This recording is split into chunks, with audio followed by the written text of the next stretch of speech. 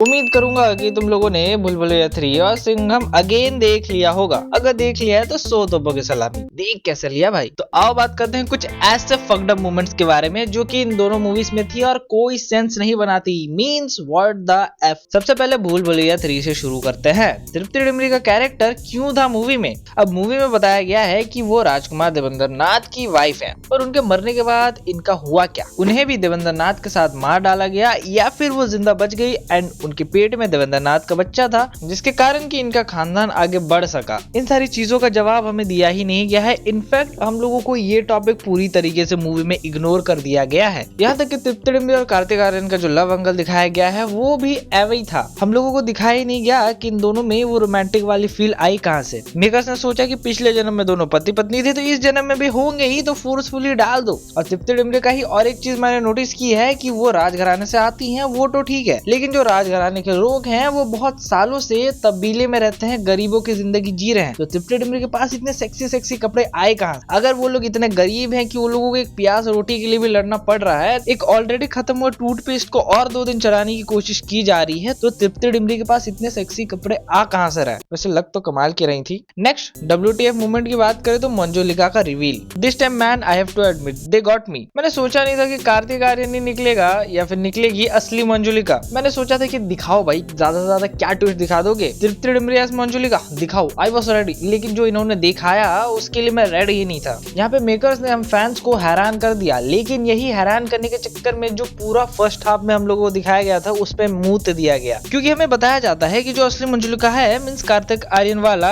ये वाली, वो तो मूवी के फर्स्ट हाफ तक बाहर ही नहीं आया था। तो ये जो विद्या बालन पोजेस हो गई थी या फिर मान लेते हैं कि एक्टिंग कर रही थी, तो उसको पता कैसे चला कि मंजुलिका ऐसे ही एक्ट करती है? और इसी से अगला पॉइंट आता है कि माधुरी दीक्षित और विद्या बालन इतना वियर्ड बिहेव क्यों कर रही थी? जब भी ये एक दूसरे को देखती थी, आई मीन देबू तो बाद में बाहर आया ना, लेकिन जब इन लोगों का पहला एनकाउंटर होता है तभी ये दोनों एक दूसरे का गला पकड़ लेती है। अब बहुत लोग बोलेंगे कि भाई क्योंकि ये लोग पिछले जन्म में एक दूसरे से नफरत करती थी, यानी कि हीन भावना रखती थी, तो हो सकता है कि इस जन्म में आके उन लोगों को सारी मेमोरीज याद हो, पर ऐसा नहीं है। इन दोनों की जुबान से हम लोग खुद सुनते हैं कि इन लोगों को पिछले जन्म का कुछ भी याद नहीं था। तो फिर जब ये लोग एक दूसरे को सामने आते हैं तो ये रिएक्शन क्यों आ रहा है? और यही दोनों की और एक WTF मूवमेंट की बात करना चाहूंगा। जब इन दोनों को पास्ट में सजा दी जाती है, यानी कि पनिशमेंट दी जाती है, तो विद्या बालन को तो उसके भाई के केस में फंसा दिया जाता है। ओके, ये चलेगा, लेकिन उसके बाद जो माधुरी दीक्षित को राजा इतिहास के पन्नों से मिटा देता है उसका कोई फायदा क्यों नहीं होता? क्योंकि अगर माधुरी दीक्षित को इतिहास के पन्नों से मिटा दिया गया है, then why the fuck Rajpurohit knows about Madhuri Dixit? अगर इतिहास के पन्नों से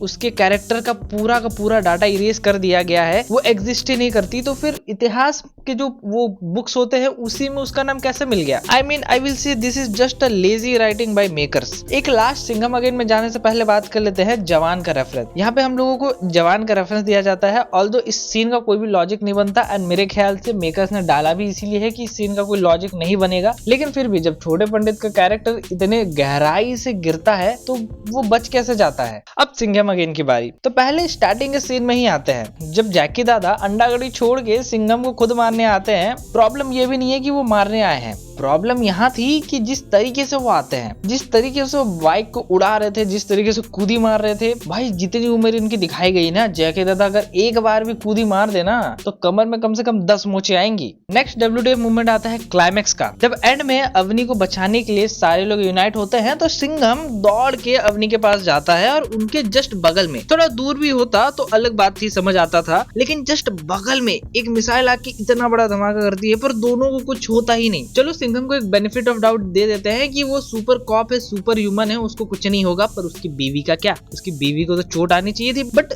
दोनों को नहीं आती। नेक्स्ट WTF मूवमेंट की बात करें तो वो होगा सिम्बा का डेंजर लंका के अड्डे पे जाना, सिर्फ ये देखने की अवनी ठीक है कि नहीं। डेंजर लंका जब सिंघम से जैकी श्रॉफ को छोड़ने के बाद बोलता है तो सिंघम ये डिमांड रखता है कि पहले वो अवनी को देखना चाहता है, ये क्लैरिफिकेशन चाहता है कि अवनी ठीक है कि नहीं। तो डेंजर लंका इसके बदले सिम्बा को बोलता है उसके अड्डे पे भेजने, ताकि वो देख सके अवनी ठीक है कि नहीं। अरे मेरे बाप, इतना तामझाम करने से अच्छा सिंपल एक वीडियो कॉल कर लेते। लेकिन फिर रोहित शेट्टी रामायण के रेफरेंस हम लोगों को कैसे देते। Next Arjun Kapoor as danger Lanka की बात कर लेते हैं। तो अर्जुन कपूर का विलन हम लोगों को बहुत ज्यादा पावरफुल दिखाया। आई मीन स्टार्टिंग से हम लोगों को इसका डोमिनेशन देखते हुए आया है, लोगों के बीच इसका खौफ नजर आता है, पर एंड में सिंघम बस एक छोटे से चोक कर देने से इसकी हालत खराब हो जाती है। Man give him some respect यार, आखिर वो इतना बड़ा विलन था, कम से कम एक बूंद खून तो निकालने देते हीरो का। लेकिन क्या कर सकते हैं, Singham is a super human man. पूरी मूवी में एक बूंद खून नहीं निकला है सिंघम का, और विलन इतनी कुत्ती तरीके से मरा है कि मेरे को हंसी आ गई थी। खैर ऐसे बहुत सारे तुम लोगों को WTF मूवमेंट्स मिल जाएंगे इन दोनों मूवी में। अगर एक एक करके बात करने लगे तो 2-3 घंटे की वीडियो तो आराम से निकल जाएगी। तो